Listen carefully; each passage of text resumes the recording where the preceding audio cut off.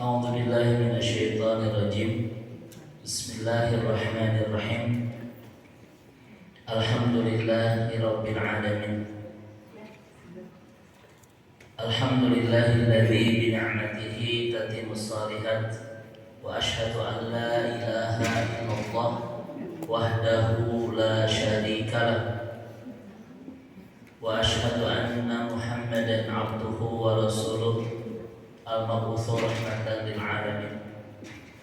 أحييكم جميعا بتحية الإسلام، تحية الأخوة، تحية المحبة، تحية أهل الجنة. السلام عليكم ورحمة الله وبركاته. Waalaikumsalam warahmatullahi wabarakatuh. اللهم افتح لنا قلوبنا وألهمنا رشدنا واهدنا إلى صراطك المستقيم.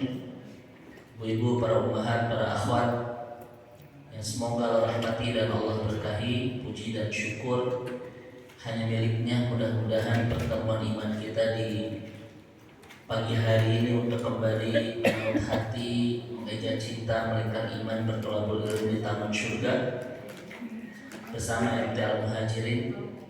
Mudah-mudahan Allah catat menjadi bagian terbaik, bagian terindah, dan bagian tersempurna amal soleh kita di bulan Sya'ban ini. Sebagaimana kata Nabi, bulan Sya'ban adalah syahrul yakfurun nas, bulan yang banyak dilupakan oleh manusia, bulan yang banyak dilalaikan oleh kita semua. Kenapa? Karena dia ada di antara dua bulan yang agung. Kata Nabi, sebelumnya adalah bulan Rajab dan setelahnya adalah bulan Ramadan. Keagungan bulan Rajab Allah sampaikan di At-Taubah ayat 36, minha arba'atun hurum. Bulan Rajab termasuk bulan-bulan yang diagungkan oleh Allah Subhanahu wa taala. Dan kata Ibnu Abbas, siapa yang melaksanakan ibadah di bulan hurum, di bulan yang dimuliakan, itu Allah lipat gandakan pahalanya. Demikian juga dosa-dosa yang kita lakukan di bulan haram, di antaranya Rajab, akan dilipat gandakan dosanya. Pertanyaannya, berapa kali lipatan kalau kita ibadah di bulan haram? Tidak ada informasi dari Rasulullah SAW. Namun kita intip salah satu hadis yang berbicara tentang keutamaan sholat di Masjidil Haram, karena sama-sama haram. Rajab bulan haram, di Saudi ada Masjidil Haram, sama-sama disebut oleh Allah dengan haram itu. Nah, kata Nabi, kita dapat informasi kalau kita sholat di Masjidil Haram itu pahalanya adalah alfun mi'ah fi masiwah, 100.000 kali dibanding dengan masjid yang lain. Jadi kalau kita ingin mendapatkan sholat dan mendapatkan pahala 100.000 di Al-Muhajirin, itu butuh waktu 68 tahun ya Bu, dengan catatan 5 kali sholat tidak terlewat. Di Masjidil Haram sekali sholat sudah mendapatkan pahala berapa? 100.000 kali. Nah, jadi lipatan ibadah di bulan haram itu bukan selipat dua lipat, tapi mendekati dengan Masjidil Haram, karena dinamai oleh Allah dalam Al-Quran sama-sama dengan haram. Maka mudah-mudahan kajian kita di pagi hari ini pun Allah lipat gandakan pahalanya berlipat-lipat. Ya. Yang kedua, itu setelahnya adalah bulan Ramadan. Ini Rasul sampaikan di hadis yang lewat Imam Muslim itu, atau Imam Hakim, nanti dicek Bu ya hadisnya ini. Itu Rasul menyebut dengan syahrul mubarak, bulan yang penuh dengan keberkahan. Itu bulan apa? Ramadan. Kenapa disebut dengan bulan penuh berkah? Itu bulan yang di dalamnya tumbuh segala kebaikan. Kan berkah itu ziyadatul fil khairat, bertambahnya segala kebaikan. Maka tidak ada bulan yang menumbuhkan segala kebaikan kecuali bulan Ramadan. Di bulan ini orang tumbuh semuanya menjadi orang-orang yang baik ya. Yang jarang tilawah jadi tilawah, yang jarang ke masjid jadi ke masjid, yang jarang tahajud tarawih. Ini bulan yang menumbuhkan segala kebaikan. Setelah Ramadan kembali lagi ke awal. Nah, sebelumnya bulan Rajab, bulan yang penuh keagungan, dan setelahnya bulan Ramadan, bulan yang penuh keberkahan. Di tengah-tengahnya ada bulan yang saat ini kita jalani, yaitu bulan Sya'ban. Sesuatu kalau di antara dua hal yang istimewa, sesuatu itu akan terasa makin biasa. Makanya wajar nggak banyak orang yang melupakan bulan Sya'ban? Wajar nggak? Wajar, karena sebelumnya bulan penuh keagungan, setelahnya bulan penuh keberkahan. Di tengah-tengahnya itu ada bulan biasa. Orang makin lupa tidak? Kalau di samping kanan saya ada Ridwan Kamil, di kiri saya ada Anies Baswedan. Kira-kira ibu lihat saya tidak?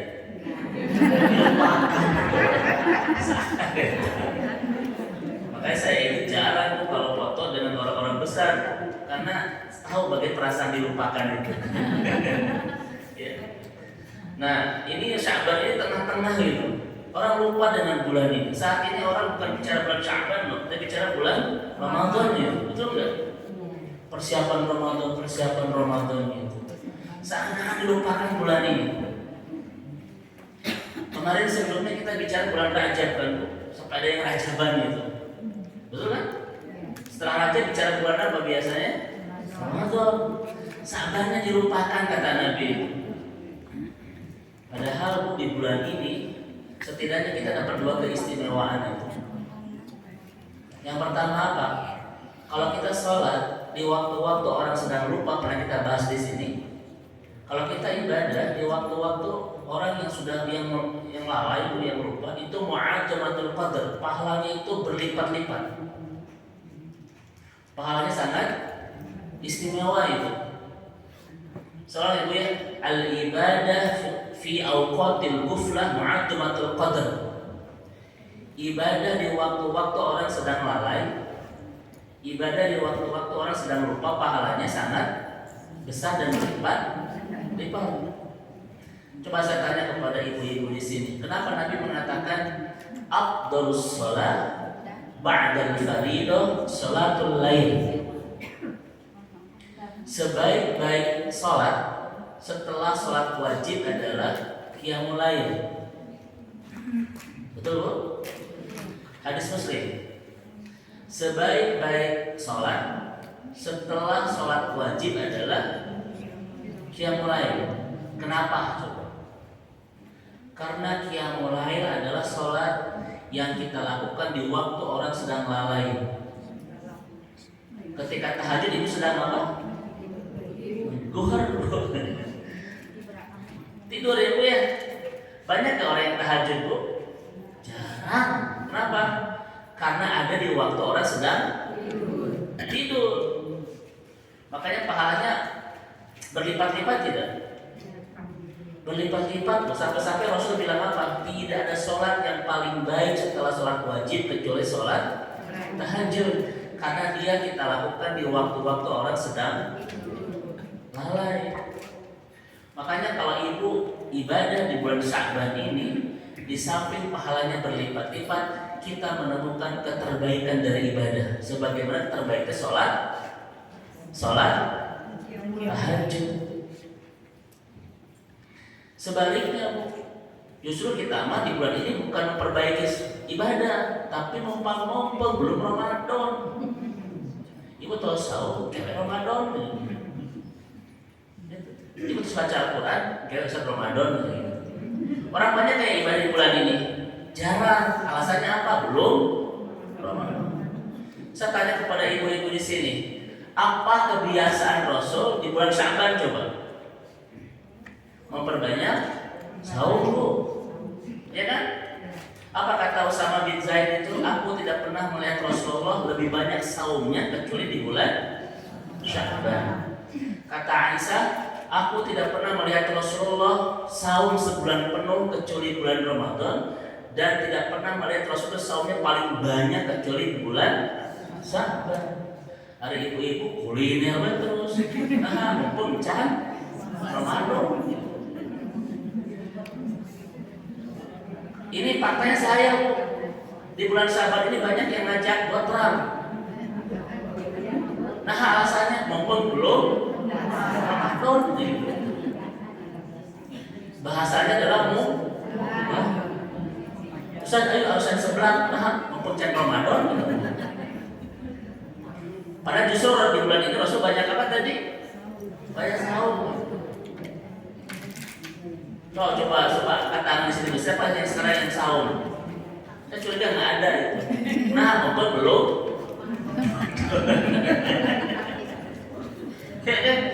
Padahal ibadah di bulan ini itu ibadah yang terbaik dan pahalanya berlipat.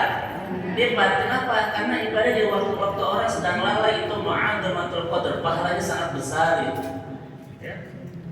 Sekarang tadi tanggal berapa? 8 Sya'ban, angkat tangan. Siapa yang sudah 8 juz? Oh. Di bulan Sya'ban ini sudah 8 juz Bu ya. Barakallah. Siapa yang lain?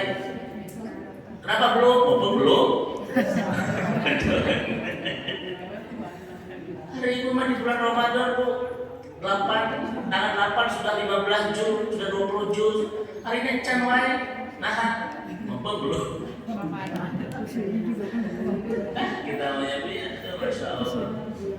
Ini saya kenapa agak rewel bulan Syaban ini? Karena ibu sudah fokus ke Ramadan. Padahal ini bulan istimewa loh. Kenapa dilupakan gitu loh? Dilupakan itu perasaannya nggak enak tuh. Ini yang pertama ibu-ibu sekalian. Kenapa kita harus fokus dengan Syaban ini? Jangan sampai euforia keagungan bulan Rajab dan keberkahan bulan Ramadan melupakan kita bulan Syaban ini. Padahal ibadah di bulan ini itu sangat luar biasa pahalanya. Ya. Sampai-sampai Rasulullah itu memperbanyak saum yang tidak pernah dilakukan di bulan-bulan yang lainnya. Paham Ibu ya? So, makanya ibu-ibu nanti kita ketemu kami saum, ketemu saum Daud saum, ketemu Ayyubul Bed saum. Siapa yang belum bayar hutang saum? Ini ada beberapa wajah yang belum bayar hutang nih. Ayo bayar di bulan ini kodoknya sebelum masuk Ramadan. Bukan umpama buat apa ya terus alasannya unggahan ini. Gak ada dalam unggahan itu. Tapi kalau ibu ngajak saya nggak bisa nolak.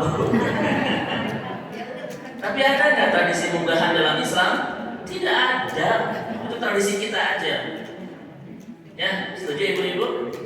Yang kedua saya tanya kepada ibu-ibu sekalian, kenapa kita harus memperbanyak ibadah di bulan Sya'ban ini? Kenapa coba? Hah? Kata Nabi apa Bu? Kata Nabi itu yadful amal ilallahi rabbil alamin. Karena di bulan ini kata Nabi diangkat amal-amal kita kepada Allah.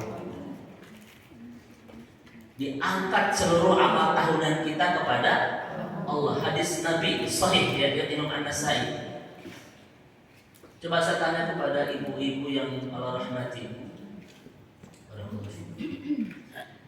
Bulan Sya'ban ini bulan tutup buku amal soleh kita selama 1 tahun.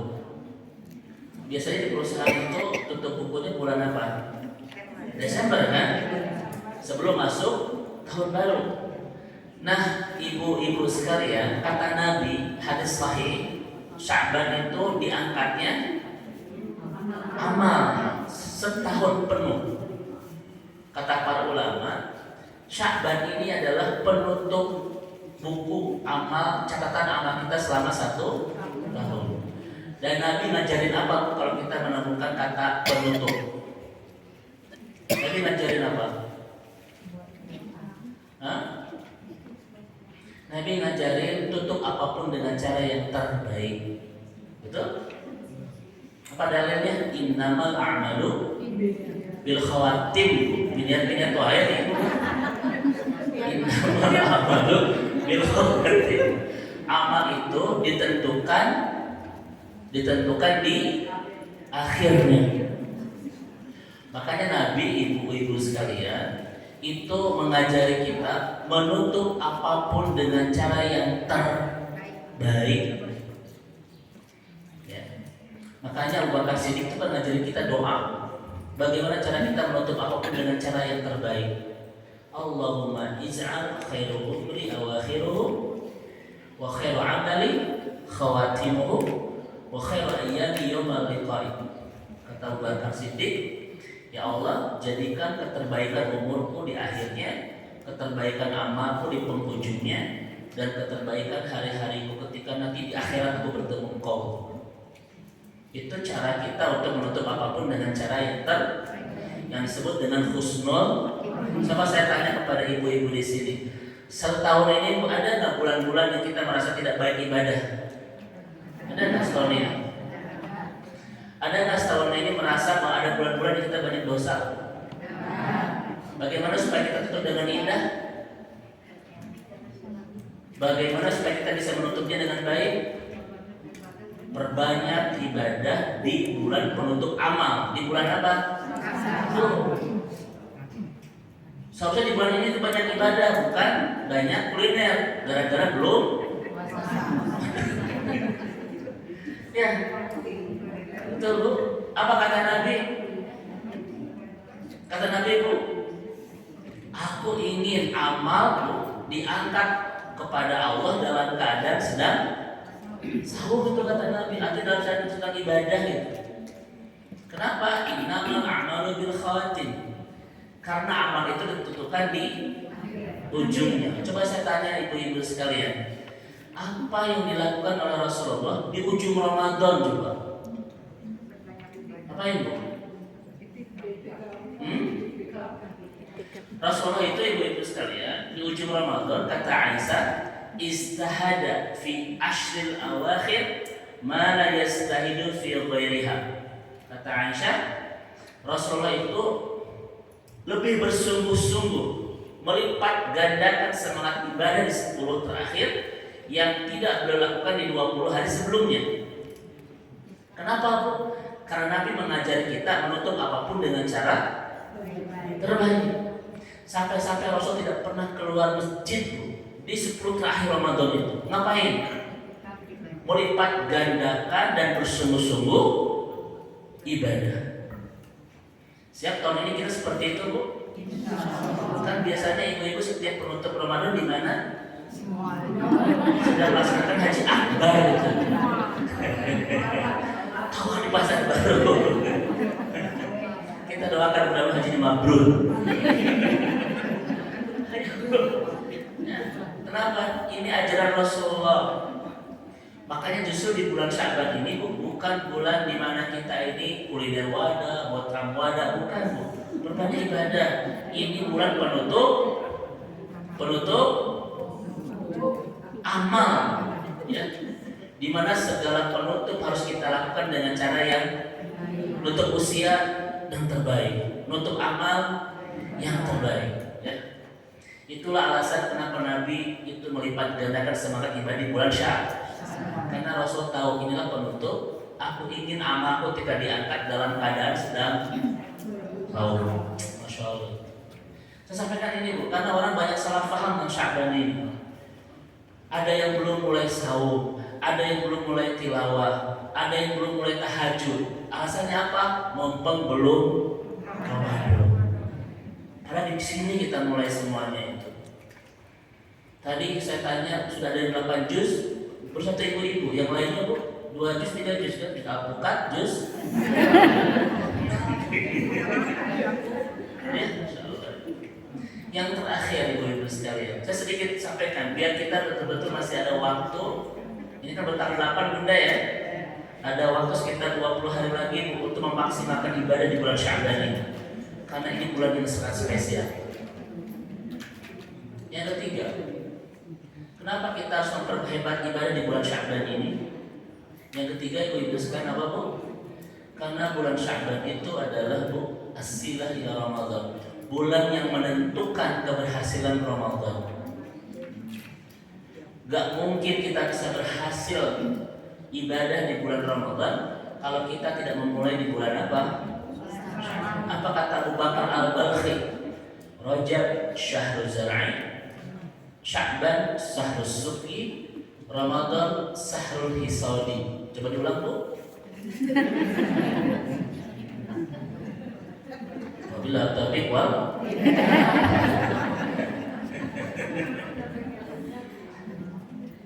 Rajab bulan menanam, Sya'ban bulan menyiram, Ramadan bulan memanen. Apa yang kita panen di bulan Ramadan adalah sesuatu yang kita tanam dan kita siram di bulan Sya'ban ini. Kan kita ingin nggak memanen magfirah nanti di bulan Ramadan? Ingin nggak? Ingin nggak kita memanen banyak pahala di bulan Ramadan? Ingin nggak kita banyak memanen berjuta-juta kebaikan di bulan Ramadan? Tak mungkin hasil panenan itu kita bisa raih kalau kita tidak menanam dan menyiram apa-apa di bulan Sya'ban itu. Itu teorinya. Siapa yang tidak baik persiapannya, tak mungkin indah perjalanannya.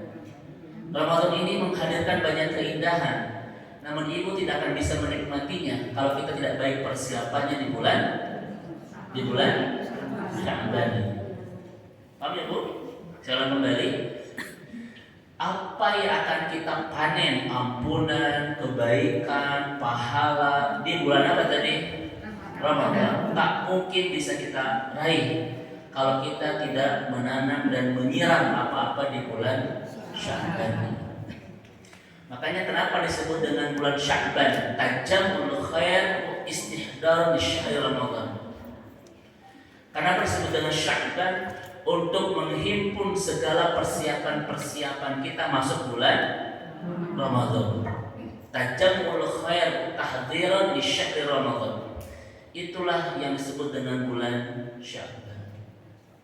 Contoh misalnya ibu-ibu sekalian, kalau ibu sudah terbiasa saum di bulan Sya'ban, sebagaimana anjuran Rasulullah SAW yang kata Usama bin Zaid, aku tidak pernah melihat Rasul paling banyak saumnya kecuali di bulan Sya'ban ini. Kalau kita sudah mulai saum di bulan ini, ibu akan mendapatkan dua kebaikan tentang saum kelak di bulan Ramadan. Dan dua kebaikan saum di bulan Ramadan ini tak mungkin kita dapatkan kalau tidak memulai saum di bulan 1. Kebaikan yang pertama yang akan kita dapatkan nanti di Ramadan kalau kita saum adalah kita bisa merasakan kenikmatan dan kelezatan saum. Coba saya tanya ibu-ibu di sini, ketika Ramadan saum, ibu terasa nikmat atau ripuh? Nikmat atau ripuh, bibir pecah-pecah, mata colong, wajah pucat gitu. Coba, banyak loh ibu-ibu sekalian, orang-orang yang tidak merasa nikmat sahur ketika Ramadan. Ya betul kan bro? Leles, asap parah ini kan? Ya enggak bu? Tapi kalau kita memulai di bulan Rajab, sahur Ramadan itu nikmat. Kenapa banyak yang tidak merasakan nikmat? Karena tidak terbiasa. Coba ini dari Antapani, Goes buka Lembang. Siapa yang akan terasa nikmat? Orang yang biasa bu. Coba ibu tidak biasa sekarang Goes ke Lembang, nikmat atau? Nggak akan nikmat. Kalau kita nggak dibiasakan ya. Ya Bu ya.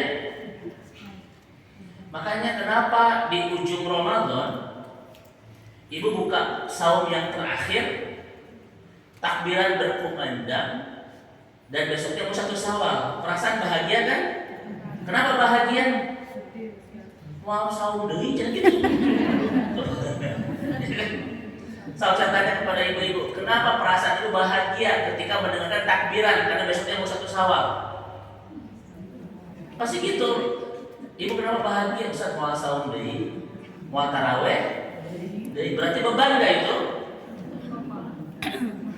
Nanti saya lihat tuh di ujung Ramadan ibu bahagia terudat nanti saya lihat.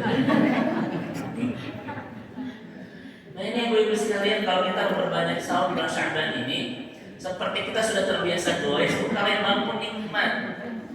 Saya pernah mau ke Lembang sampai Dago balik lagi. Kenapa? Ribuh tuh. Saya nggak kuat. Tapi jamaah saya mah udah ke Lembang 12 gitu. Saya nyampe Dago nggak selesai, balik lagi gitu. Kenapa? Saya tidak menemukan kenikmatan. Cara tampil gitu. Karena tidak terbiasa. Paham ya?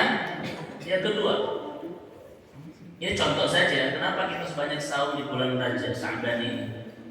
Kebaikan yang kedua, kalau kita sudah memulai saum di bulan Sya'ban ini, nanti di Ramadan ibu akan mendapatkan kebaikan yang kedua apa? Stamina tetap terjaga dengan baik, sehingga terus bisa melahap seluruh amal-amal ibadah yang tersaji indah di bulan Ramadan. Saya tanya bapak ibu di sini, ada nggak di Ramadan tuh orang yang ngedrop, leles, ada nggak stamina turun, etos kerja turun, ada nggak? Gara-gara apa itu? Bukan gara-gara saum loh, gara-gara tidak persiapan. Makanya wajar nggak di Afrika itu ada 2 negara yang presiden itu mengharapkan saum. Itu jelas tuh mengharapkan saum. Kenapa? Kata mereka fakta saum itu menurunkan produktivitas kerja. Itu kata 2 presiden. Saum itu menurunkan produktivitas kerja. Itu benar nggak kira-kira? Benar bu, bagian cara persiapan. Makanya ketika Ramadan itu, lihat ibu-ibu ya, orang-orang yang seharusnya sibuk dengan amal soleh malah negara bu, asal itu di musola, di margang perut gitu. Kira ada lalu ya. Boro-boro kayak Imam Syafi'i kita menghatamkan 60 kali hatam Al-Quran gitu ya kan? Kenapa? Leles, lemah, kunang-kunang, pening, lapar, dede gitu. Kenapa semua terjadi? Karena kita tidak persiapan di bulan Sya'ban. Ya. Makanya udah bukan unggahan, tetapi yuk kita persiapkan saum di bulan ini. Unggahan tidak ada syariatnya, setuju ya? Kalaupun ibu melakukan mangga, tapi jangan diyakini itu bagian dari syariat, nggak ada sama sekali. Justru syariatnya adalah memperbanyak apa? Saum, sebagaimana kata Aisyah radhiyallahu anha, Rasulullah itu paling banyak saumnya di bulan Sya'ban. Ya. Yang karena ada yang munggahan tiap hari munggahan TKA, munggahan TKB, munggahan alumni kuliah tiap hari. Padahal justru bulan ini kita berbanyak saum. Setuju ya? Masih ada waktu berapa hari lagi? 22 hari lagi. Yuk kita manfaatkan dengan sebaik-baik ibadah ya.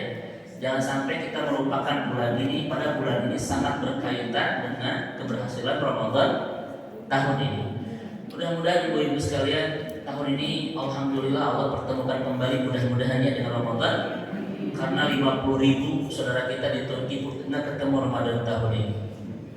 Saya ngobrol dengan orang Libanon, tidak hanya di Turki, tapi juga di Syria dan di Libanon juga banyak yang korban. Apakah mereka pun sempat berpikir tidak ketemu Ramadan tahun ini? Enggak, seperti kita aja sedang persiapan masuk Ramadan kan.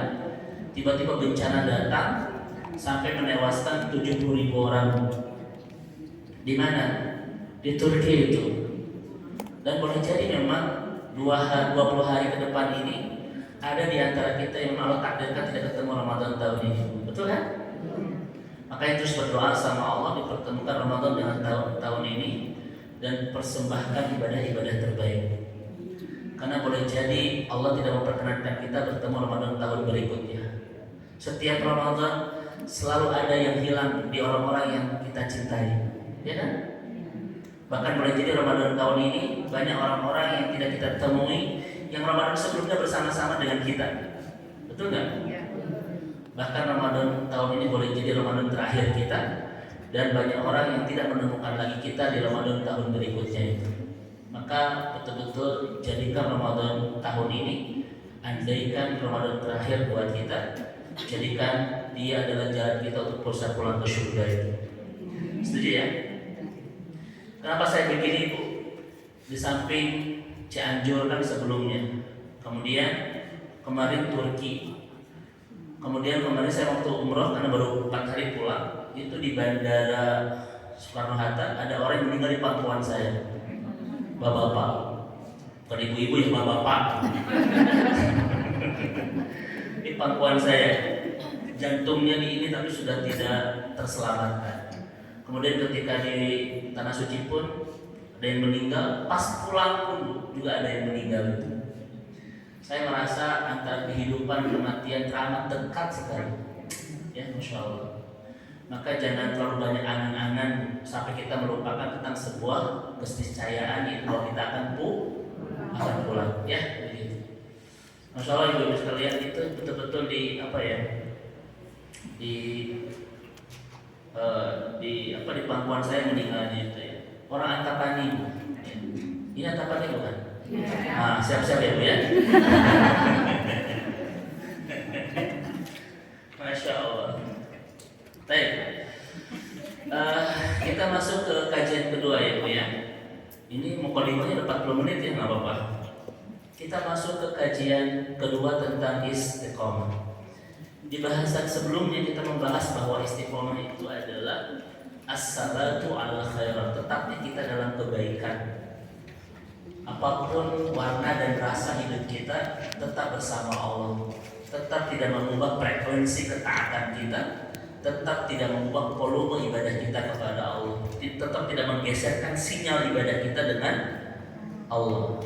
Apapun ya Bu ya, warna dan rasa kehidupan kita, baik sedang mendapatkan kelapangan ataupun kesempitan, baik sedang mendapatkan duka maupun suka, semua itu tidak mengubah frekuensi dan sinyal ibadah kita kepada Allah, tetap on fire.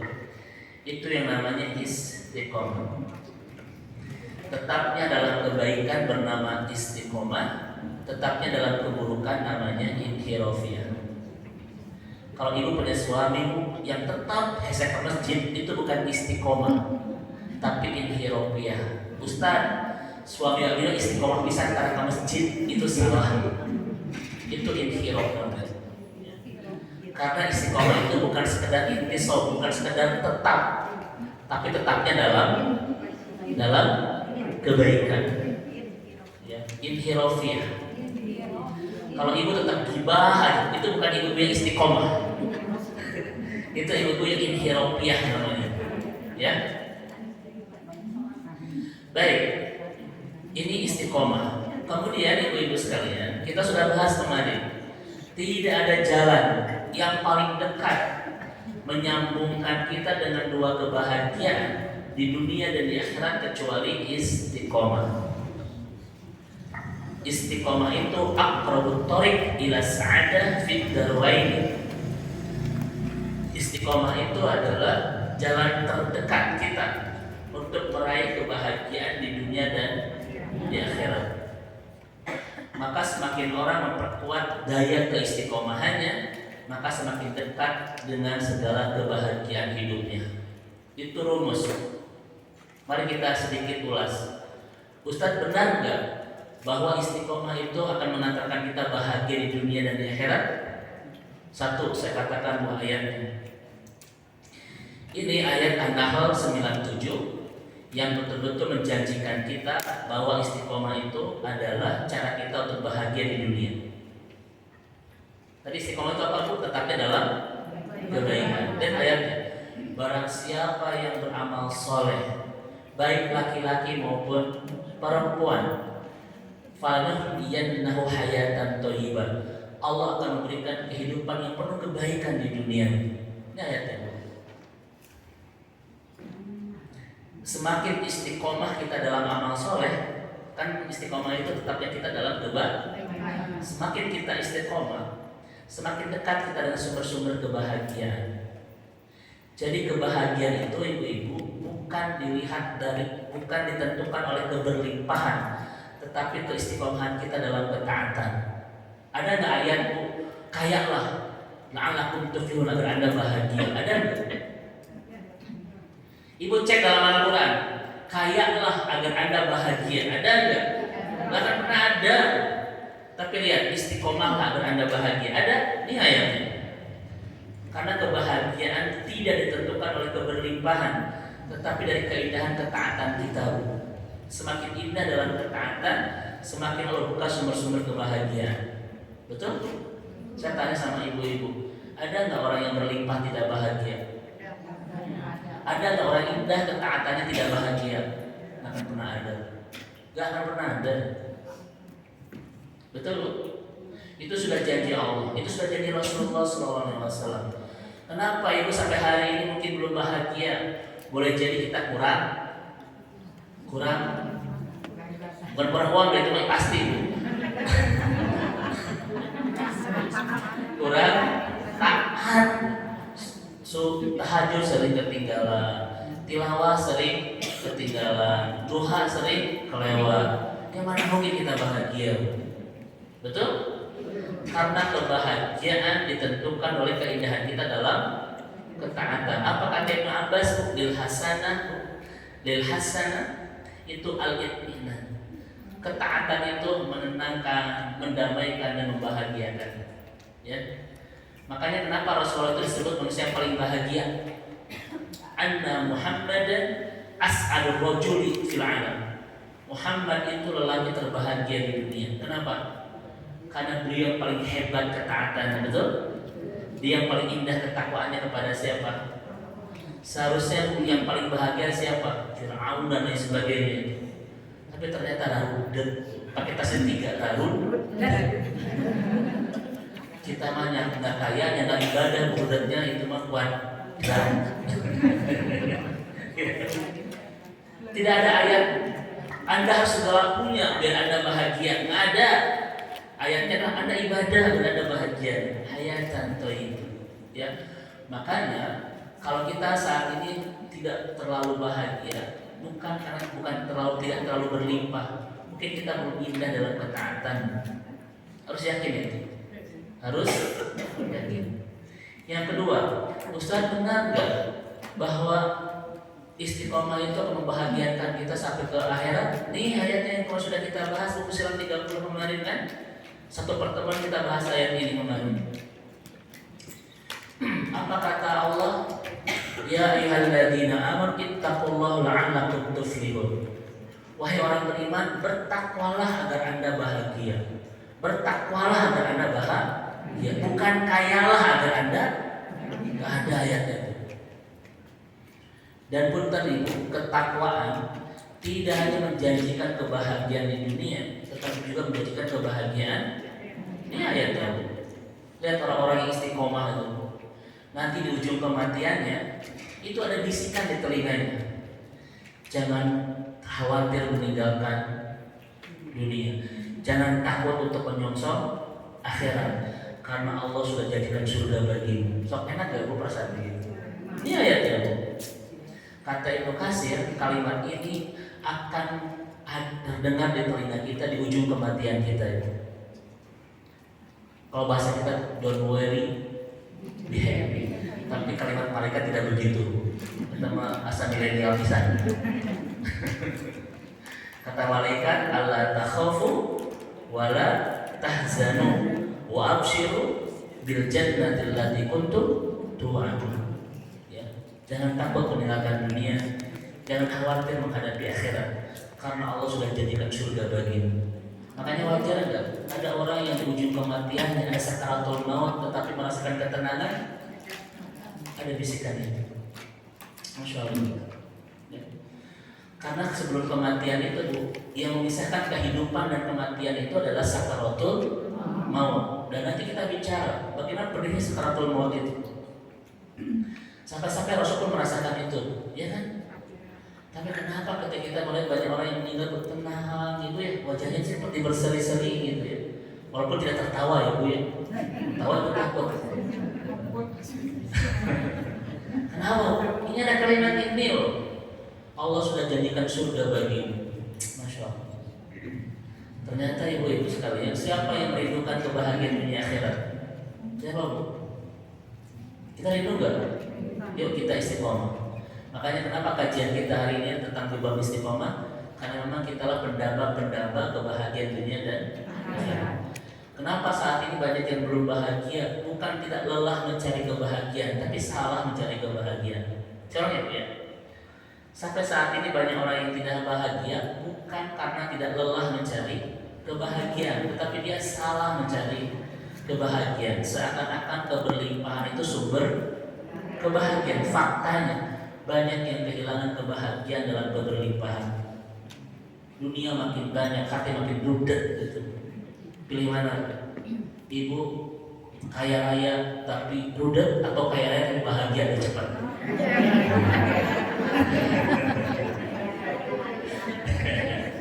Mudah-mudahan di sini semuanya ibu yang bahagia dalam keberlimpahan. Amin. Ini aminnya keras banget tuh.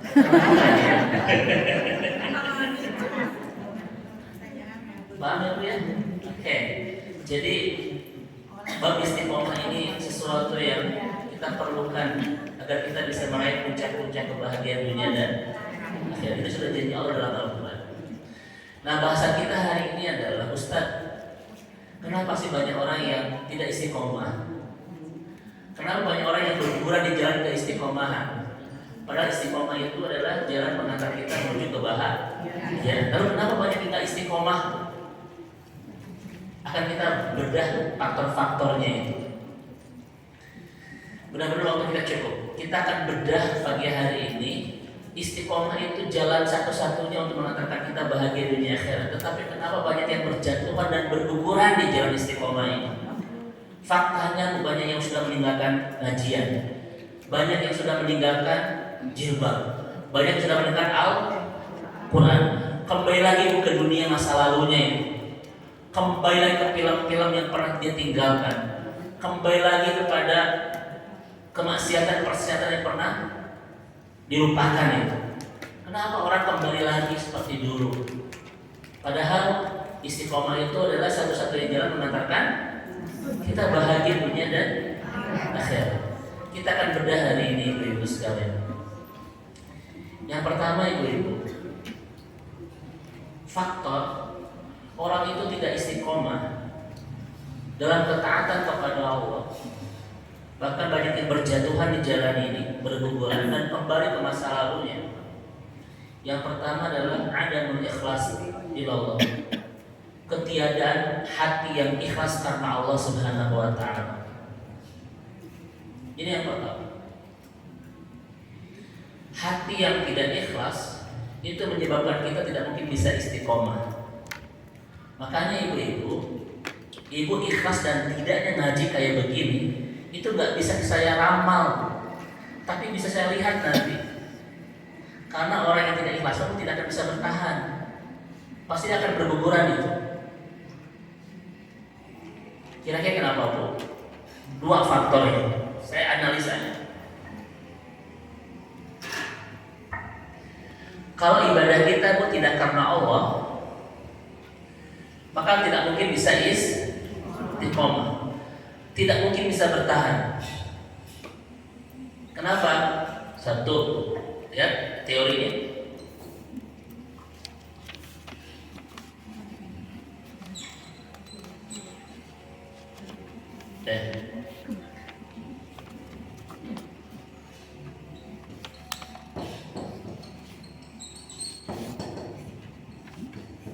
Ini teori pertama ya Bu ya. Nih, coba baca Bu. Walau alam, walau sopan, tidak ada wow. Ini faktor pertama. Orang kalau nggak ikhlas itu pasti tidak bisa bertahan dalam keistiqomahan. Kenapa? Yang pertama, likulli syai'in ghairullah nihayah. Segala sesuatu yang bukan selain Allah pasti akan menemukan titik jenuh, titik bosan, dan titik capek.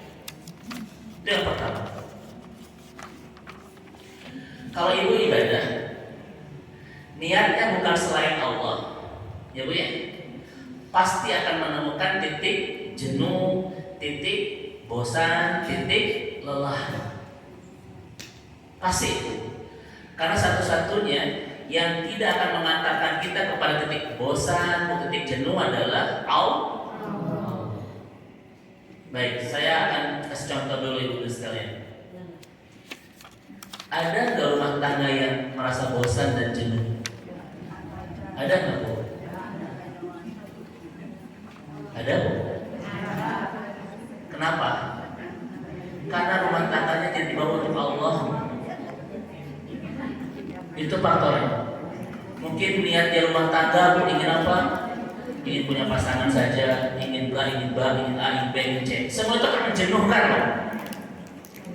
Makanya rumah tangga yang tidak dibawa untuk Allah pasti akan menemukan titik capek, titik jenuh, titik bosan. Pasti. Karena apa? Karena cuma ikhlaslah yang akan menguatkan kita dalam keistiqomahan. Ada nggak yang kerja itu jenuh, capek? Nah, Bu, kerjanya pasti bukan untuk Allah itu, tapi hanya untuk gaji, ya Bu ya, hanya untuk dapat apa Bu, iPhone 14 Pro Max, hanya untuk itu gitu. Bosan. Makanya kenapa banyak orang hidupnya bosan? Karena niatnya yang salah itu, bukan untuk Allah. Coba ibu berumah tangga untuk Allah, untuk meraih ridho Allah, untuk mencari pahala dari Allah, untuk mencari rahmat Allah, untuk mencari keridhaan Allah. Asik loh ibadah nikah berumah tangga itu. Karena semuanya adalah hanya untuk satu tujuan, yaitu Allah. Makin asik rumah tangga, bukan makin bosan. Silakan ibu bekerja, niatnya untuk mendapatkan ampunan dari Allah, untuk mendapatkan keridhaan, pahala, rahmat, bla bla bla. Itu kita akan bertahan di kerja itu, makin nikmat kerja itu. Kenapa? Karena satu-satunya yang tidak akan membawa kita ke titik bosan adalah atas nama Allah. Itu dulu sekalian. Kalau ibu ngaji ke sini enggak atas nama Allah, pasti akan hilang gitu. Ah bosan, ah capek, ah jenuh gitu. Coba ibu ngaji ke TSN. Ibu kenapa ngaji ke TSN? Ustadznya karasep. Kira-kira akan bosan nggak Bu? Bosan yang gitu-gitu aja gitu.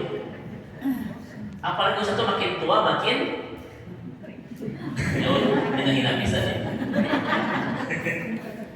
Nah, Ustadznya makin bulat, nah bla bla bla. Udah bosan ibu akan keluar gitu.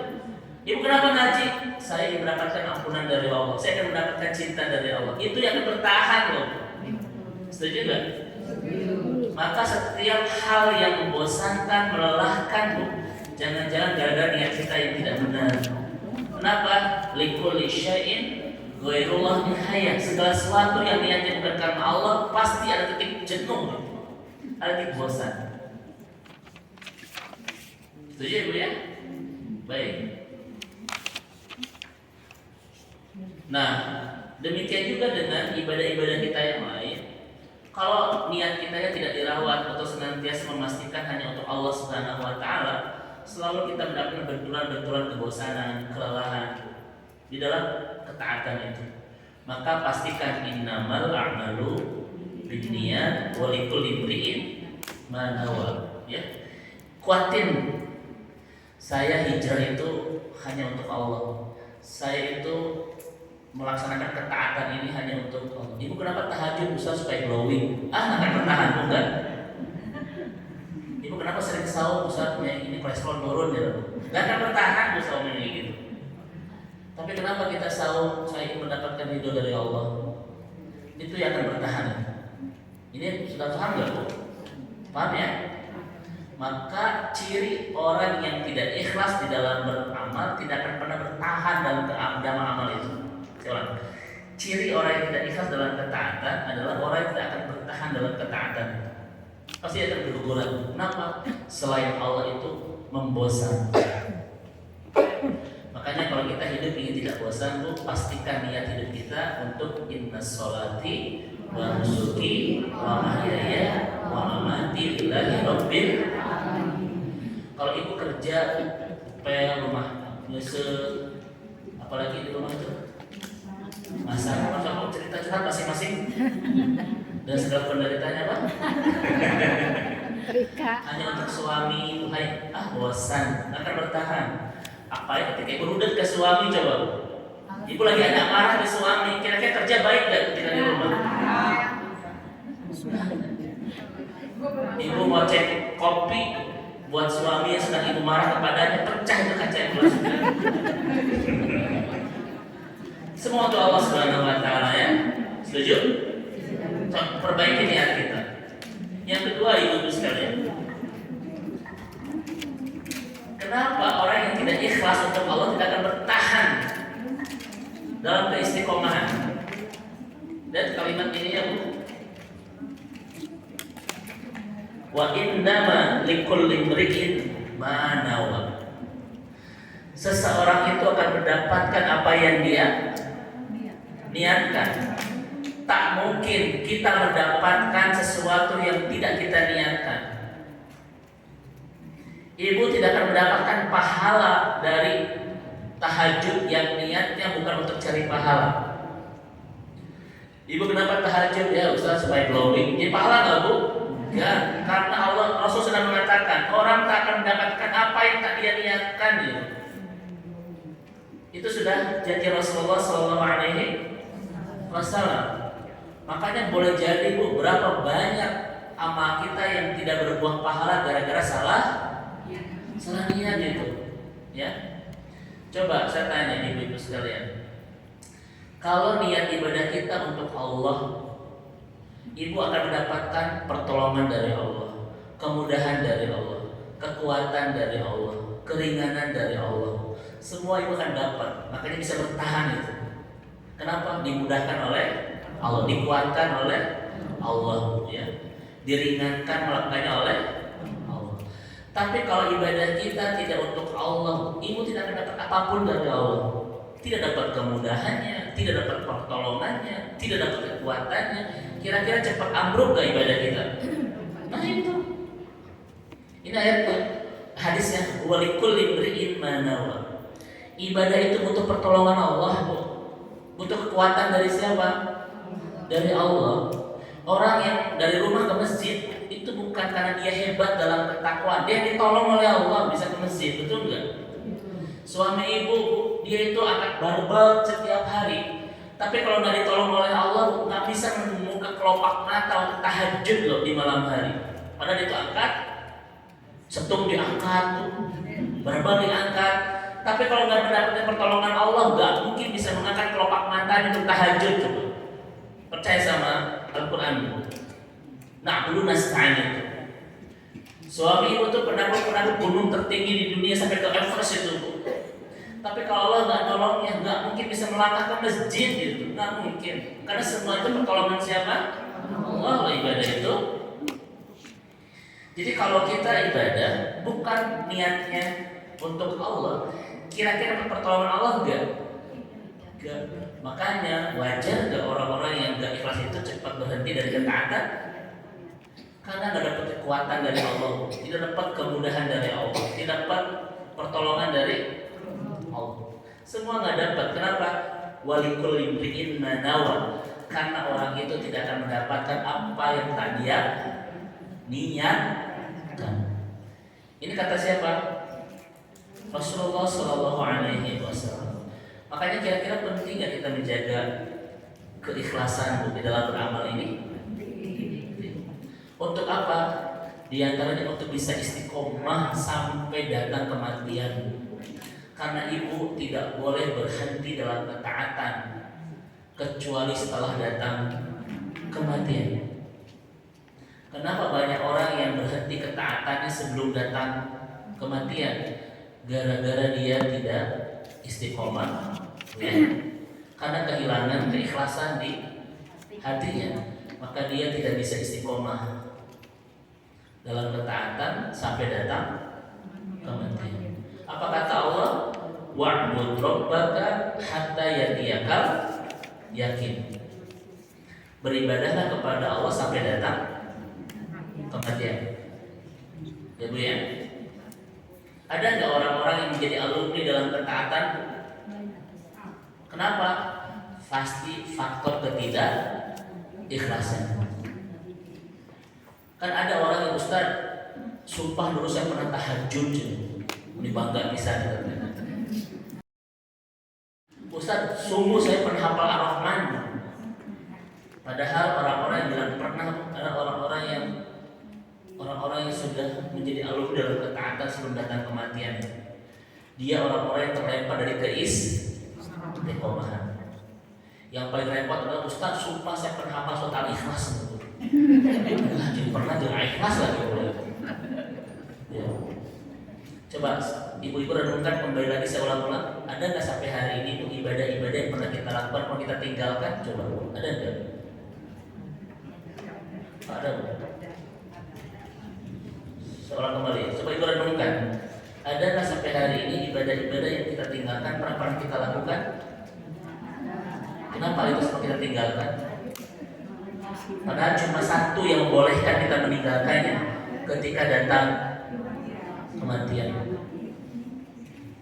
Berarti kalau orang sudah meninggalkan ketaatan, sebetulnya dia sudah meminta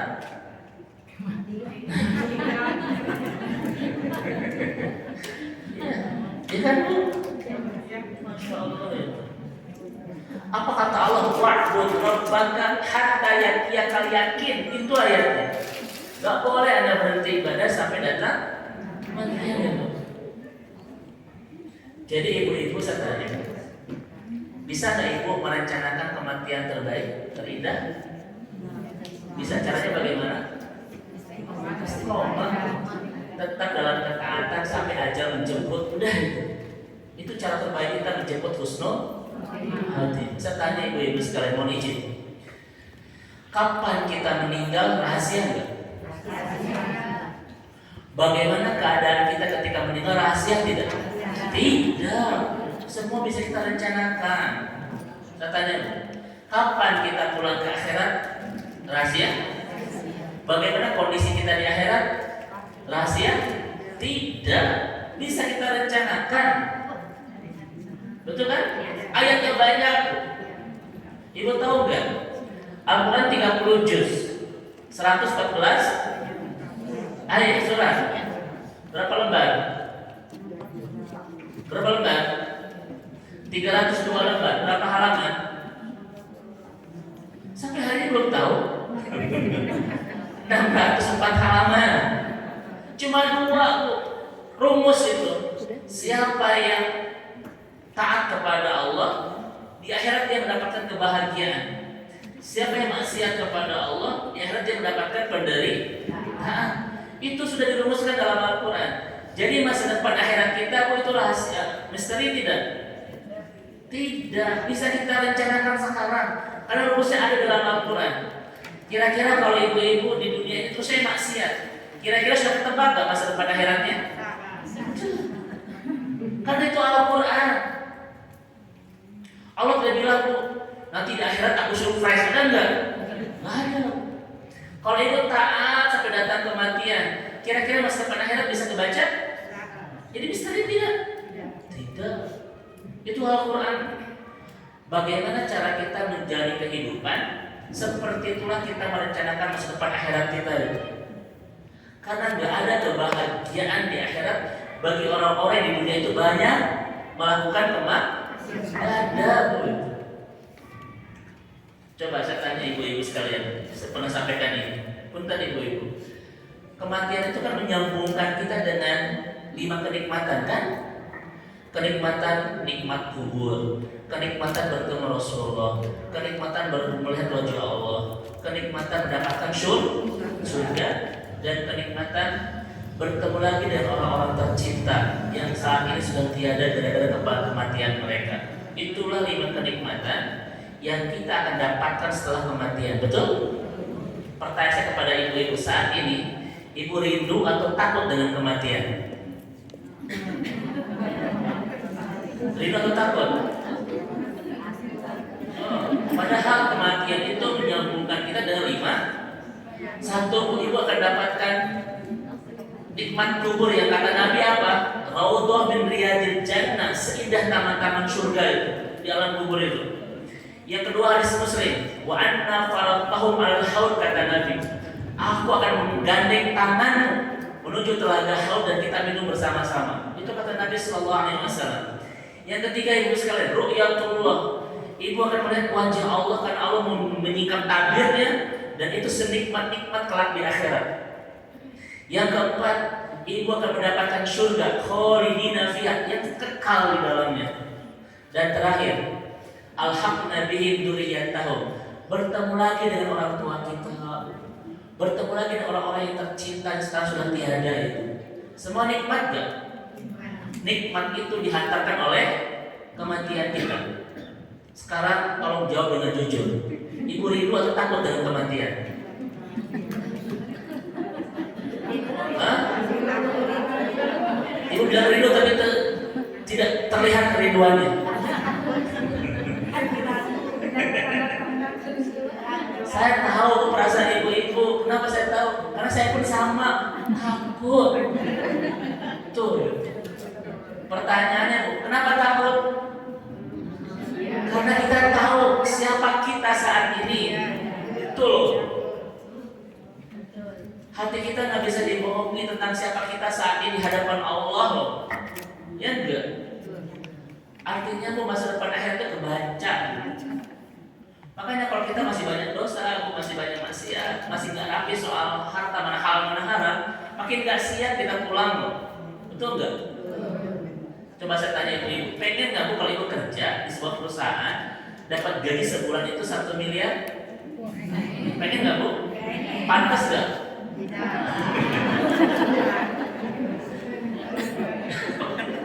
Kita kadang merasa nggak pantas, karena nggak bisa dibohong. Ibu-ibu ya, maka ibu-ibu dirahmati Allah Subhanahu Wa Taala. Yuk Bu, istiqomah agar kita bisa merancang kebahagiaan masa depan akhirat kita. Karena akhirat itu betul-betul bukan misteri. Semua itu sudah direncanakan saat ini. Maka teori ini bukan kumaha ke, tapi ke kumaha. Itu teorinya loh. Ya. Kalau ibu ingin meninggal dalam keadaan muslim, jadilah menjadi seorang muslim. Kita mau, ya Allah, wafatkan aku dalam keadaan Islam, wafatku dalam keadaan Islam. Hari ibadah tanah. Nah, susah ya. Paham ibu-ibu sekalian? Baik. Ini yang pertama ya, terkait dengan kenapa orang itu tidak istiqomah. Karena dia kehilangan keikhlasan di dalam beramal. Kalau niat di hatinya bukan karena Allah, akan membawa dia kepada kebosanan, kelelahan. Kalau di hatinya bukan karena Allah, tidak akan pernah mendapatkan pertolongan, kemudahan, kekuatan dari Allah untuk melaksanakan ketaatan. Maka pasti dia akan ambruk di tengah jalan. Ibu-ibu, kalau ibu nggak ikhlas ngaji ke sini, saya nggak yakin ibu bisa bertahan. Makanya ini wajah-wajah penuh keikhlasan. Kan sampai hari ini bisa bertahan, alhamdulillah. Mudah-mudahan terus jaga keikhlasan ini. Karena kata Sufyan Ats-Tsauri, tidak ada perjuangan terberat kita dalam ketaatan kita kepada Allah kecuali menjaga hati niatnya untuk Allah saja. Itu berat. Kenapa? Karena setan mudah memplesetkan dan menggelincirkan hati kita untuk ibadah kepada Allah, tapi niatnya bukan untuk Allah. Apalagi kita ada syahwat di sini. Syahwat ingin dipuji, syahwat ingin dilihat orang, syahwat ingin dikagumi, syahwat ingin mendapatkan dunia. Ada enggak?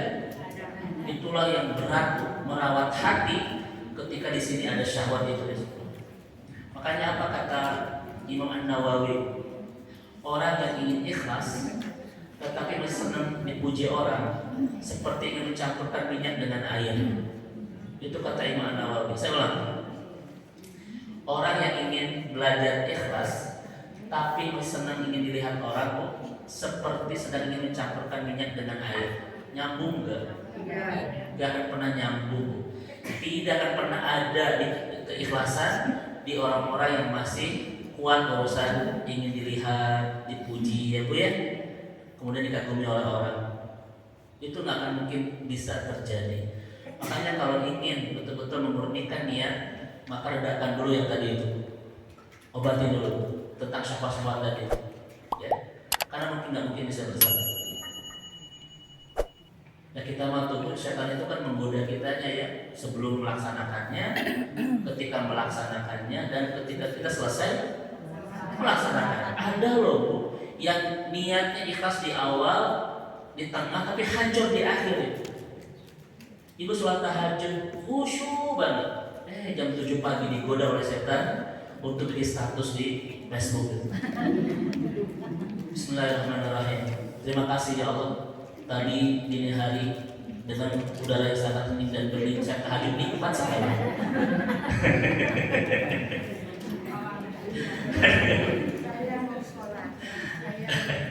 Tidak ada tahajud senikmat tadi pagi ya Allah. Babi ayah ya Rabbi kumatukan ini pakai dalil lagi. OTW pengajian. Kita kalau Bu ketika harus OTW, can mandi acan ada tuh.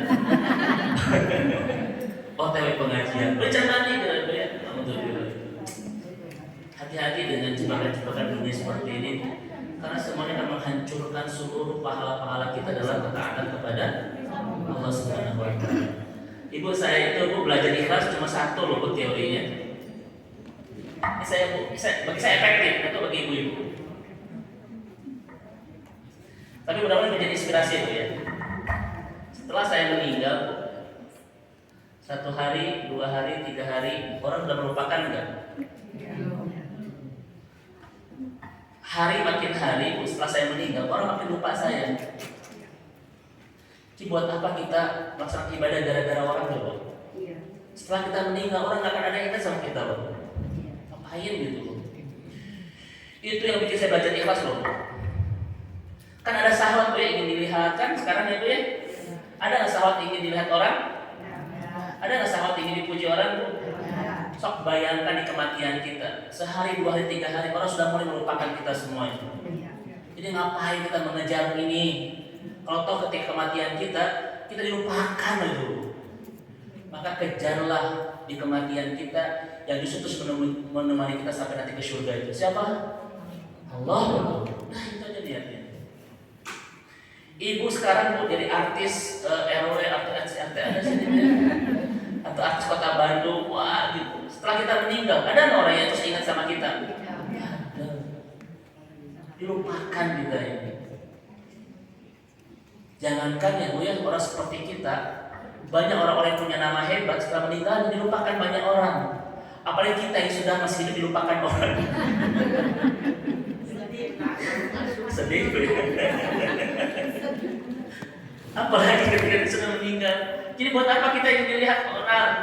Saya tanya sama ibu-ibu, apakah orang itu memastikan nggak surga kita kelak di akhirat bu? Ibu yang pulang ke surga enggak? Apakah yang menentukan surga kita ini adalah orang? Allah. Lalu kenapa kita mengejar mereka coba? Nah itu nilai-nilai seperti itu bu yang bagi saya itu bisa belajar keikhlasan diantaranya ya. Tapi ibu-ibu yang bisa belajar keikhlasan dari teori-teori yang lain. Saya itu di teori kematian saya bu. Teori kematian betul-betul mengajari saya untuk mengikhlaskan niat hanya untuk Allah yang terus sampai nanti saya ke akhirat pun bersama saya, Allah Subhanahu wa Ta'ala.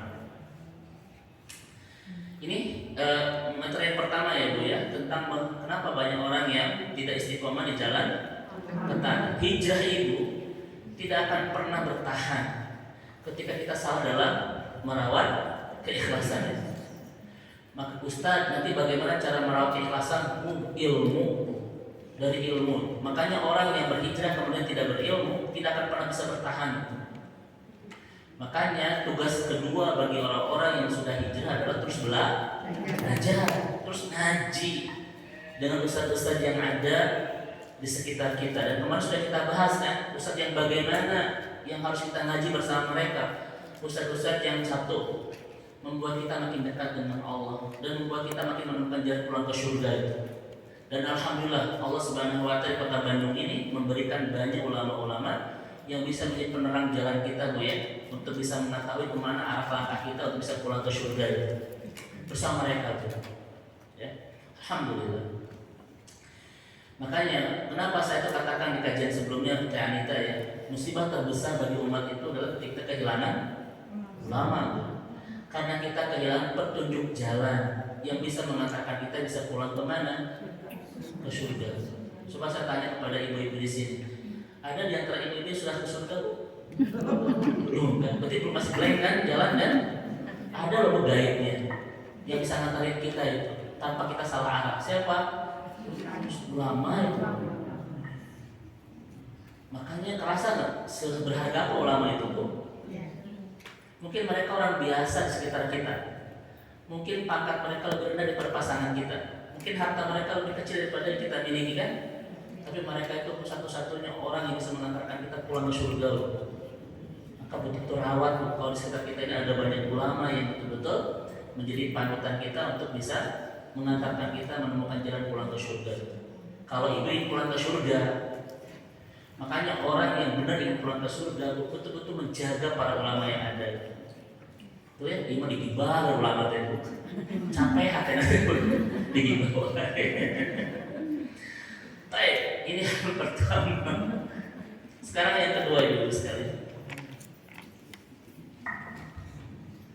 Yang kedua ya, karena waktu saya mohon izin tidak bisa lama karena harus di Garut ya Bu ya. Makanya kajian kita tadi dimulai dari jam 8 yang biasanya jam, insya Allah nanti ke depan Bu Anita kita kembali normal ya jam 9. Atau nanti pas pengajian pas Ramadan mungkin karena ibu tidak banyak pekerjaan kita bisa harian ya Bu ya kajian.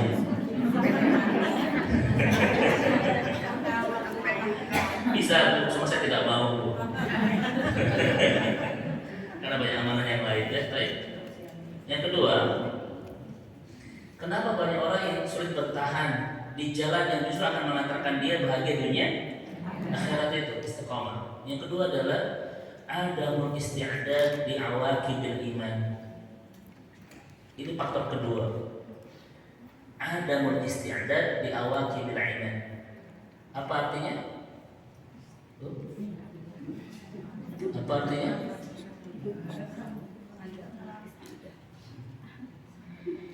Adamu tidak, al-imanu iman. Tengahnya walau bisawab. Tidak adanya persiapan Bu ya. Tidak adanya persiapan tentang konsekuensi keimanan. Jadi orang itu Bu mengatakan beriman tapi tidak tahu konsekuensinya. Ya kan Bu? Saksikanlah Allah, mulai hari ini aku beriman kepada aku sudah hidup bersama iman. My hijrah WNPN tuh, pakai PNPN tuh orang Bandung. Saya tanya sama ibu-ibu di sini Bu, apa konsekuensi ketika kita sudah mengatakan sudah hidup bersama iman? Ini Bu konsekuensinya. Allah tidak akan pernah membiarkan orang mengatakan beriman kecuali pasti diuji. Ibu mah gak siap dengan imannya, tapi tidak siap dengan ujian. Ketawa teh harus gitu. Jadi saya katakan sama ibu-ibu ya di surah Al-Ankabut ayat 2, konsekuensi dari sebuah keimanan adalah ujian. Betapa banyak orang yang euforia mengatakan aku sudah hidup bersama iman, tetapi mereka tidak mengerti apa konsekuensi hidup bersama iman, bahkan tidak mau dari konsekuensi ini, yaitu Allah uji. Betul Bu? Kalau ibu diuji oleh Allah, itu tanda bahwa kita ini betul-betul Allah percaya keimanan kita. Semakin hebat iman kita, semakin berat ujian Allah. Nanti akan kita bahas kenapa bentuk kehebatan iman itu adalah ujian yang berat. Itu nanti ada teorinya. Saya tidak akan bahas hari ini karena waktu kita sangat terbatas. Yang jelas Allah itu akan menguji kita sesuai dengan kadar kualitas keimanan kita. Saya tanya kepada ibu-ibu sekalian, siapa yang imannya hebat di antara kita? Rasulullah SAW, betul? Ulul azmi. Bagaimana ujian hidupnya Bu? Ringan atau berat? Karena memang ujian itu diukur dengan tingkat keimanan. Kalau ada di antara ibu yang diuji dan ujian yang berat, jangan salah sangka sama Allah. Itu tanda Allah percaya kehebatan iman kita. Paham Ibu ya? Coba. Kalau ada di antara ibu-ibu yang diuji dan ujian yang berat, jangan pernah suudzon sama Allah. Karena itu tanda Allah sangat percaya kehebatan iman kita. Karena Allah tidak pernah menguji kita kecuali dengan sesuaikan kadar keimanan. Ustaz, alhamdulillah saya tidak pernah diuji, memang karena kita belum punya iman. Ya Bu ya.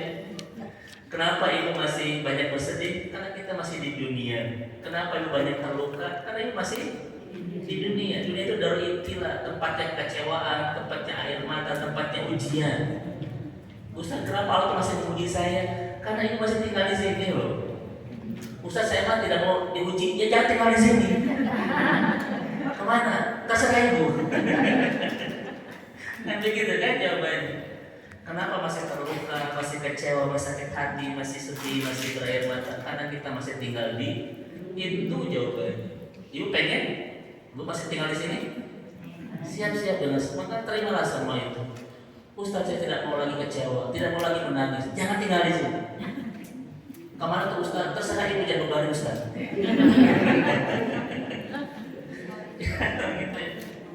Saya ibu-ibu sekalian dirahmati Allah Subhanahu wa taala. Kenapa kita bahas kemarin ya? Kenapa Rasul mengatakan, Bu? Pertama dulu ya, perhatikan. Alladzina qalu rabbunallah, kemudian Bu, sumas taqom musim 30. Sumas taqom. Ibu ya. Ini yang pertama. Fusilat ayat 30. Yang kedua, kata Nabi apa, Bu? Amantu billah, kemudian sumas taqom. Ini jawaban Rasulullah ya. Ini kalau sudah kita bahas nih pertemuan pertama. Kenapa setelah kita mengatakan Tuhan kami adalah Allah, kemudian harus istiqomah? Yang kedua, kenapa Nabi mengatakan amantu billah sumas taqom, aku beriman kepada Allah kemudian kenapa istiqomah dalam Al-Quran dan dalam hadis disimpan setelah iman? Sudah kali bahas kemarin itu apa artinya? Karena orang yang beriman pasti diuji. Ini ayatnya. Dia butuh istiqomah. Tidak ada orang yang mengatakan beriman kecuali pasti diuji sama Allah. Ujian itu bisa dari pasangan, bisa dari anak-anak, bisa dari kesehatan, bisa dari keuangan. Ibu-ibu di sini kebanyakan ujian dari apa? Langsung refleks dari keuangan.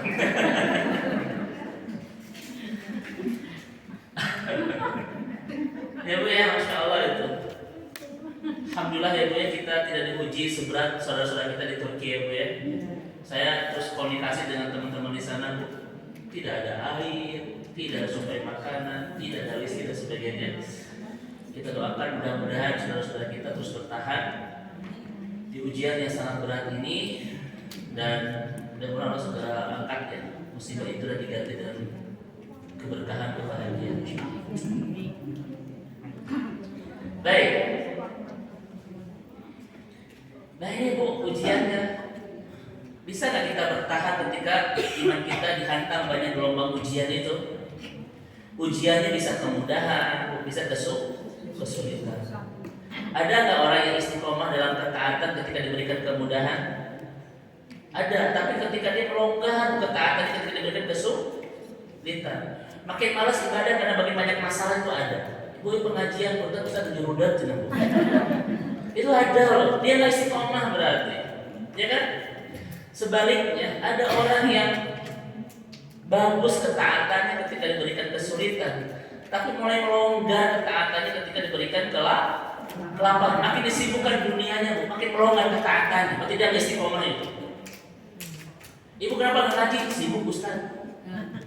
Itu nggak istiqomah apa namanya itu. Kenapa istiqomah itu? Apapun hidup kita, warna dan rasanya tidak mengubah frekuensi ketaatan kita, itu istiqomah. Ibu sibuk nggak sibuk tetap ada dalam ketaatan. Ibu kenapa pengajian? Ustaz, mau abdi teh menuju nganggur. Nah sekarang sudah tidak ada, karena sudah punya pekerjaan. Istiqomah nggak berarti? Enggak. Gitu. Sekarang tolong jawab dengan jujur. Kenapa pagi hari ini ibu bisa ngaji?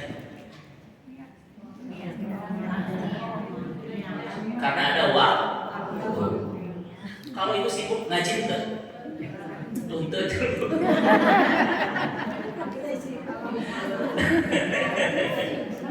Tidak istiqomah. Padahal ibu tahu perintah ngaji itu bagaimana? Satu, wajib kan? Thalabul ilmi fardhatun 'ala kulli muslim. Yang kedua, caranya bagaimana? Idza marattum biriyadil jannah farta'u. Sediakan waktu, bukan mencari waktu tersedia. Luangkan waktu, bukan mencari waktu luang. Itu loh teori sunnahnya. Farta'u kata Nabi. Sediakan waktu, bukan mencari waktu tersedia. Jangan-jangan ada di antara kita bisa ngaji gara-gara ada waktu luang. Ketika tidak ada waktu luang ngaji itu alasannya apa? Masih dari istiqomah. Ya begitu. Paham Bu? Lihat ayatnya. Kalau orang Bu, kalau ada waktu luang dia ngaji. Kalau tidak sibuk dia nggak ngaji. Ini ayatnya. Kalau sindir dalam ayat itu. Ada di antara manusia itu yang menyembah Allah itu di tepian saja, di pinggiran. Ketika mendapatkan kebajikan, oh dia tuh ibadahnya bagus. Tetapi ketika mendapatkan kesulitan, oh dia berbalik ke belakang, nggak ngaji lagi, nggak apa lagi. Itu namanya orang-orang yang pinggiran kata Allah itu. Ada ibu orang-orang pinggiran, orang-orang tengah.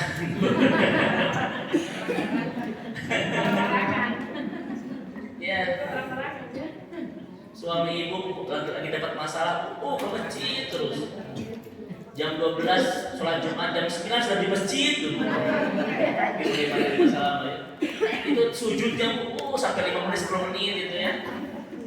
Tapi ketika Allah berikan solusi, berikan lagi kesibukan, jarang lagi ke masjid.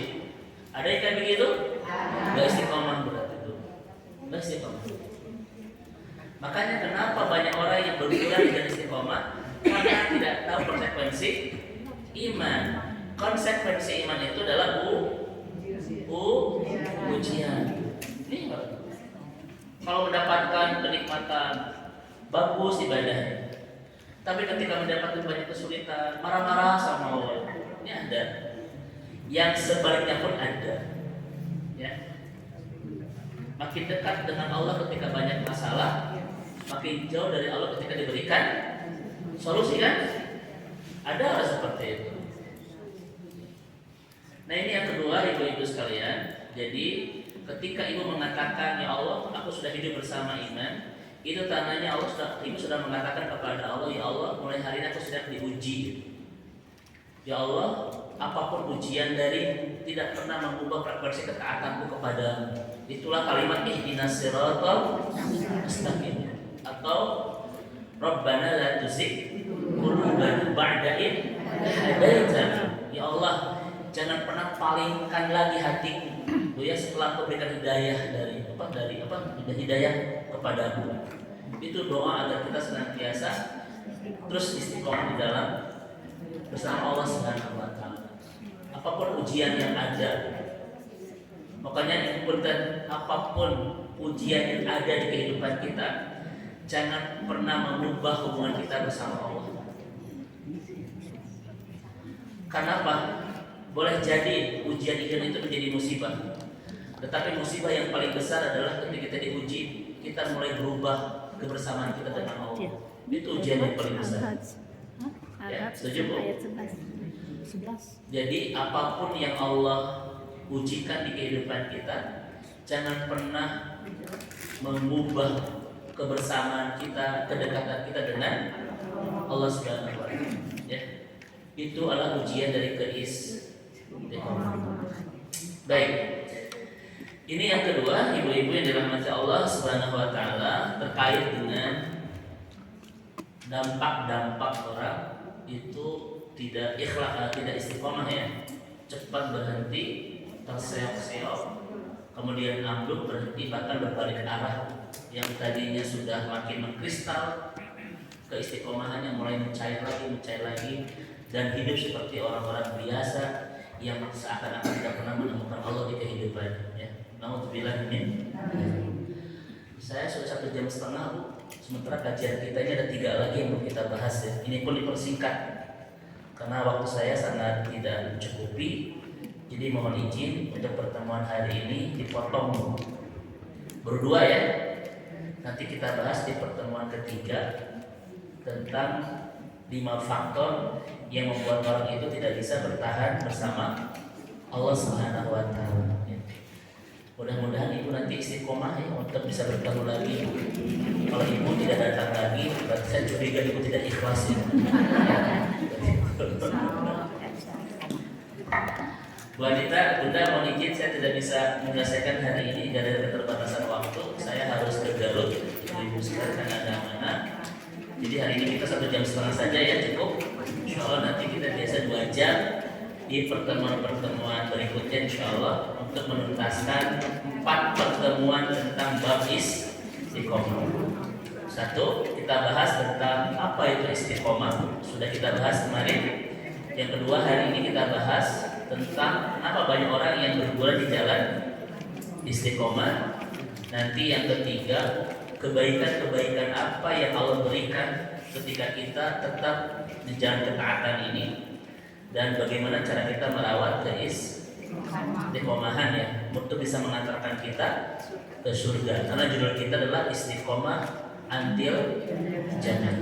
Bagaimana keistiqomahan ini mengantarkan kita bisa pulang ke surga. Jadi sekitar ada dalam pertemuan lagi 4 ya, karena ini disambung tentang bab istiqomah. Mudah-mudahan selesai setelah Ramadan ya. Kapan selesai kajian istiqomah? Bulan Juni. Nah, yang penting ibu istiqomah lagi deh. Mana bunda? Mana? Yang isi kita? Mari kita berdoa ibu-ibu, mulai dengan banyak membaca kalimat istighfar seterus-terusnya dan hamdalah seindah-indahnya. Astagfirullahaladzim, astagfirullahaladzim. Alhamdulillahirabbil alamin. La ilaha illa anta wal hayyul qayyum atubu ilaik. Ya fatiris samawati wal ardi ya muqallibal qulubi ya dzal jalali wal ikram. Ya Allah ya Rahman ya Rahim, kami mohon kepadamu ampuni segala kesalahan, kehilafan dan kealfaan kami selama ini. Jangan ambil usia kami sebelum kau maafkan semua kesalahan yang pernah kami lakukan. Bagaimana masa depan akhirat kami kalau kami harus pulang dengan segala dosa kemaksiatan yang pernah kami lakukan ya Allah. Rasanya berat kami harus pulang dengan semua itu. Oleh karena itu berikan kami kesempatan untuk bisa memperbaiki dan membersihkan semua dosa-dosa kami di sini. Karena kami ingin kepulangan kami menjadi hari terbaik dan terindah sepanjang hidup kami, yaitu bertemu Engkau tanpa membawa dosa ya Allah. Maka mudah-mudahan yang hadir bersama di pertemuan indah pagi hari ini adalah hamba-hambamu yang ketika tiba saatnya Kau pulangkan dan dosa-dosa yang sudah Kau bersihkan ya Allah. Terus berikan kami kesempatan terbaik untuk bisa memperbaiki diri ini sebaik-baiknya, mendekati Kau sedekat-dekatnya. Berikan kami semua kesempatan terbaik ya Allah untuk menjadi hamba-Mu yang semakin lebih baik, semakin Kau inginkan, semakin pantas Kau cintai, semakin layak Kau sayangi. Berikan kami semua kesempatan terbaik ya Allah untuk semakin bahagia hidup bersama-Mu, semakin nikmat mencintai-Mu dan semakin lezat ibadah kepada-Mu.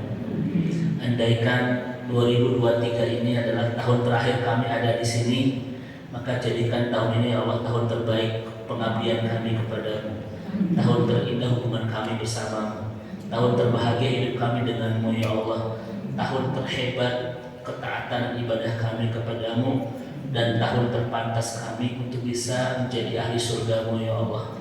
Sebentar lagi kami akan menyongsong bulan Ramadan. Jadikan Ramadan yang sebentar lagi akan menyapa kami menjadi Ramadan terbaik dan terindah sepanjang hidup kami. Ramadan yang bisa menggugurkan semua dosa-dosa kami. Ramadan yang bisa mengabulkan setiap pinta dan doa-doa kami. Ramadan yang bisa memberikan solusi terbaik atas masalah-masalah kami. Ramadan yang bisa mengakhiri segala kesedihan dan air mata kami, mengawali segala berkah dan bahagia hidup kami, dan Ramadan yang bisa mengantarkan kami untuk semakin pantas menjadi ahli surga ya Allah. Kami mohon kepadamu ya Rabbana ya Ilahana, terus istiqomahkan kami semua dalam ketaatan sampai akhir hayat kami. Terus nikmatkan kami, istiqomahkan kami dalam seindah pengabdian kepadamu sampai ujung episode kehidupan kami. Terus bersamakan kami sampai ke surga-Mu ya Allah. Karena kami ingin bisa pulang ke surga bersama-sama. Jangan sisakan di antara kami yang tak Kau masukkan ke dalam surga. Karena kami tahu tidak ada di antara kami yang akan kuat disiksa api neraka-Mu ya Allah. Mudah-mudahan kami terus Kau istiqomahkan untuk bisa membangun ketaatan bersama-sama di dunia ini, agar kami punya harapan bisa merencanakan bersama penuh kebahagiaan kelak di surga. Terus bersamakan kami dan orang-orang yang kami cintai sampai ke surga-Mu nanti, dengan pasangan kami, anak-anak kami, orang-orang yang kami cintai, terutama kedua orang tua kami ya Allah.